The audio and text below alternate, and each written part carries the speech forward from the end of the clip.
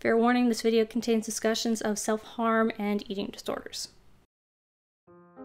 Degrassi low-key did a bulimia relapse story, but unfortunately it gets overshadowed by eating disorder plotlines like Emma's or even Toby's. I'm talking about Katie. It's actually interesting how her tale plays out in the show.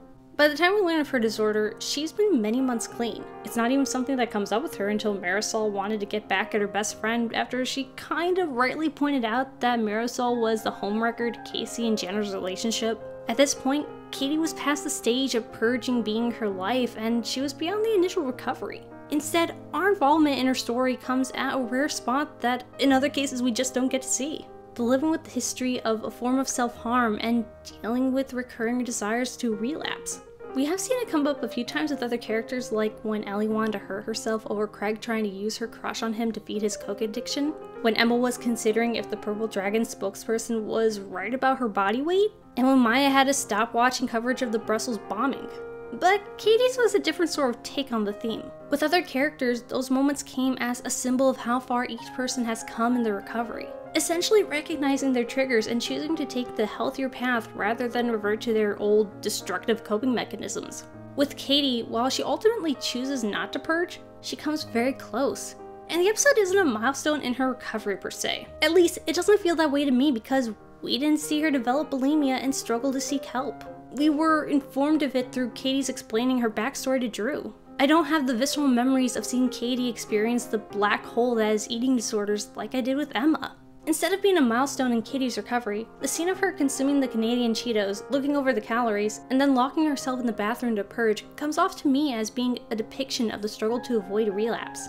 As she said herself, she hadn't purged in months. But she also didn't have the stress of feuding with her best friend since kindergarten, or the real fear that the guy she liked would find out about her history during that time. Now she had all of that on top of running for school president and trying to convince a student body why they should support her candidacy. It's times like these that test a person's resolve and coping mechanisms. For people like Katie, they may never truly lose the urge to purge, just like someone like Ellie or I will always think of cutting when under extreme duress.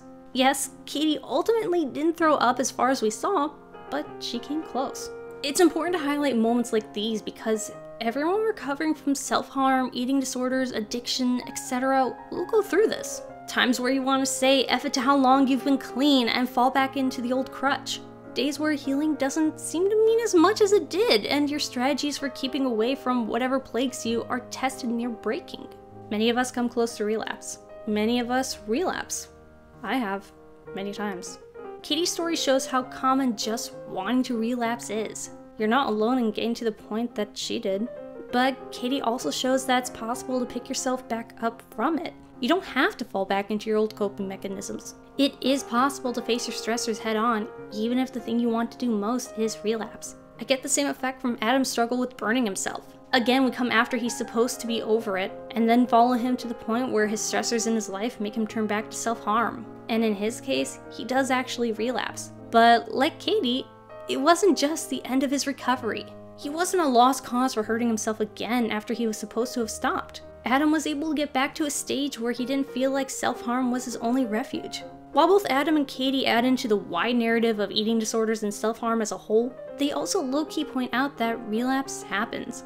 And you're not bad if you do it. As they show, relapse just means there's more recovery to be done.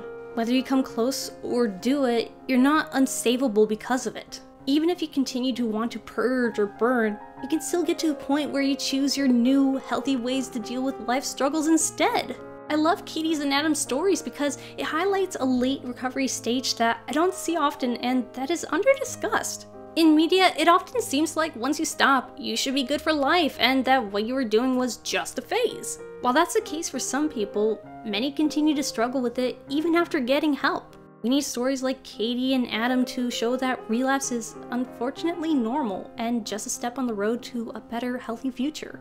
It is disheartening to think that you're better only to find yourself going back to your old ways of coping. And there's not a lot out there to remind us to forgive ourselves for stumbling and that it's still possible to start again. I know for me personally, I've had to teach myself that relapse just happens and it's not the end.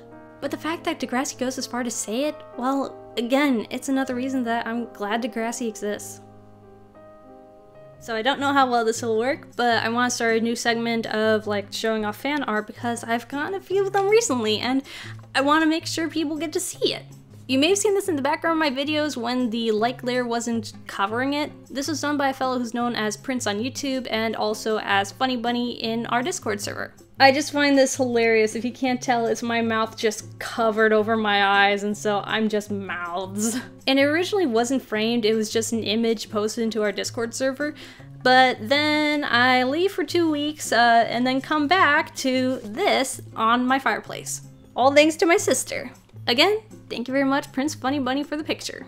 And if you want an easy way to submit fan art, join my Discord server. We have a channel now for fan art of me or some of my other friends who are also involved in creative works. You can also check out the content stream there because YouTube won't help you keep up with my videos. And of course you can talk to me in my NotAVampyre crypt. Or if you're of the Twitter persuasion, you can find me at NotAVampyre. Thank you very much for consuming this video, and until next time.